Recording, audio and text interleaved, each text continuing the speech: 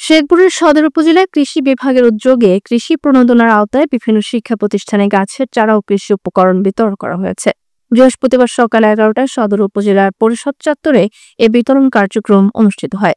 এতে উপস্থিত থেকে শিক্ষা প্রতিষ্ঠানের প্রধানদের হাতে চারা ও উপকরণ তুলে দেন সদর উপজেলা নির্বাহী কর্মকর্তা মোহাম্মদ আব্দুল্লাহ আল মামুন ভূঁইয়া এবং উপজেলা কৃষি সম্প্রসারণ অফিসার মুসলিমা খানম নীলু।